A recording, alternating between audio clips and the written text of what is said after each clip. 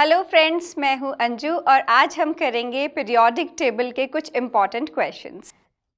So my first question is, how does the electronic configuration of an atom relate to its position in the modern periodic table?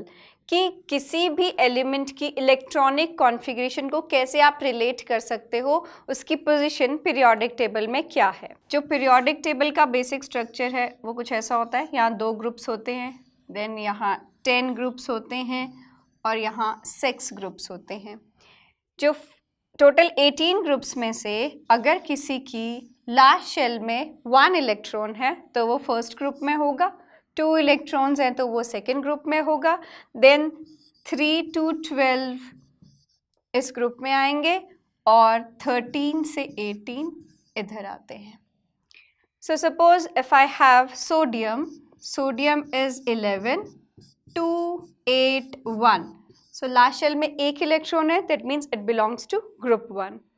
अगर हम लेते हैं magnesium है 12, this is 2, 8, 2, तो इसकी last shell में 2 electrons है, that means it belongs to second group.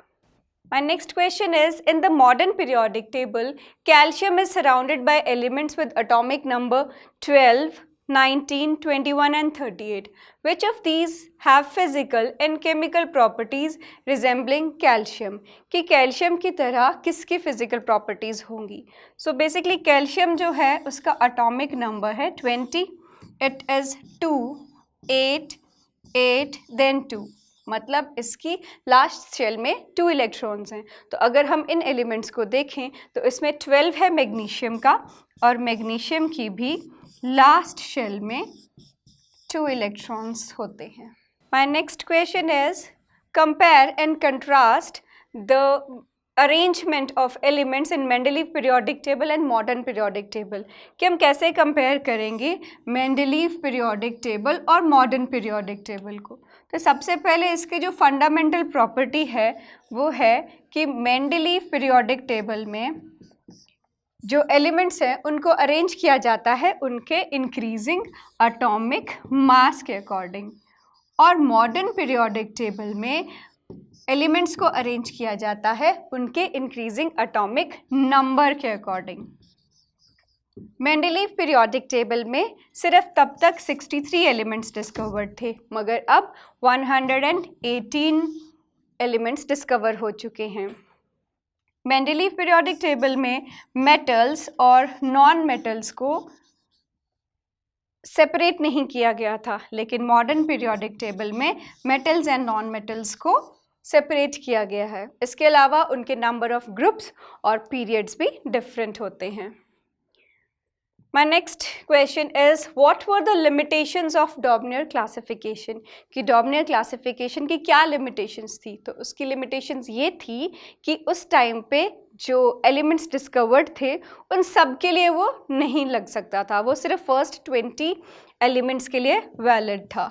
It was valid for only first 20 elements, first 20 elements.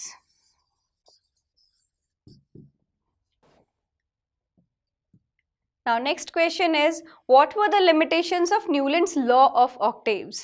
तो Newland's law of octaves की limitation ये है कि Newland's ने कहा था कि टोटल जो है वो 56 एलिमेंट्स ही प्रेजेंट हो सकते हैं, लेकिन ऐसा नहीं था, और एलिमेंट्स भी डिस्कवर हुए, लेकिन उनकी जो क्लासिफिकेशन है वो सबके लिए एप्लीकेबल नहीं थी।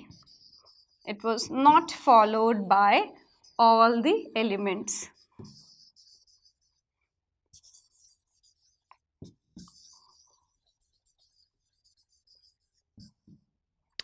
My next question is, use Mendeleev's periodic table to predict the formula of the oxides of the following elements। कि इन एलिमेंट्स की ऑक्साइड्स कैसे फॉर्म होंगी।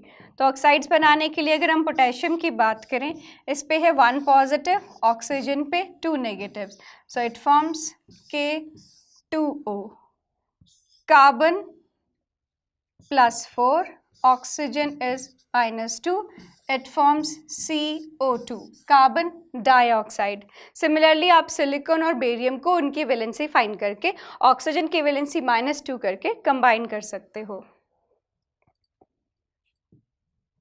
नेक्स्ट क्वेश्चन है, besides gallium which other elements have since been discovered which were left by gaps by Mendeleev. मतलब जो periodic table उन्होंने बनाया था, जो एलिमेंट उस वक्त डिस्कवर्ड नहीं था उसके लिए उन्होंने गैप रखे थे। तो एक एलिमेंट तो उसमें से गैलियम था, इसके अलावा उन्होंने जर्मेनियम के लिए भी गैप रखा था, जिसको उन्होंने नाम दिया था एका सिलिकॉन का। और उन्होंने साथ में स्कैंडियम के लिए भी गैप रखा था।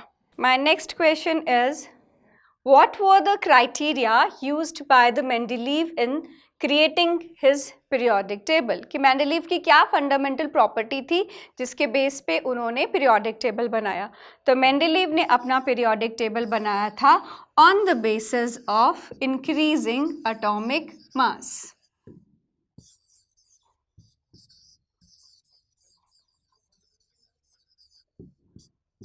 इंक्रीजिंग एटॉमिक मास के अकॉर्डिंग उन्होंने एलिमेंट्स को अरेंज किया और ट्राई किया कि जो एलिमेंट टॉप पे है उसके नीचे जो भी एलिमेंट आ रहा है उन सब की प्रॉपर्टीज सेम हो। और आज का हमारा लास्ट क्वेश्चन है, what do you think the noble gases are placed in a separate group? कि नोबल गैसेस को अलग से एक ग्रुप में क्यों रखा गया? तो नोबल गैसेस मैंने कहा था कि बहुत ही ज़्यादा अनरिएक्टिव हैं, इनर्ट हैं, और दूसरी बात कि वो बहुत ही स्मॉल क्वांटिटी में हमारे एटमॉस्फेयर में प्रेजेंट होती हैं। तो एक तो कम है, ऊपर से अनरिएक्टिव हैं, तो उनकी रिएक्टिविटी भी कम है, अमाउंट भी कम है, जिसकी वजह से पहले तो वो डिटेक्ट ही नहीं हो पाई थी।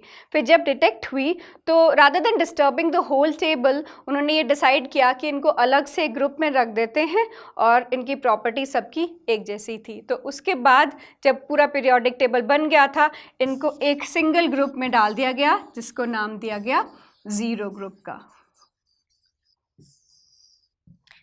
तो इसी के साथ हमारे आज के ये क्वेश्चन आंसर्स का वीडियो यहीं ख़त्म होता है। फिर मिलेंगे नेक्स्ट वीडियो में।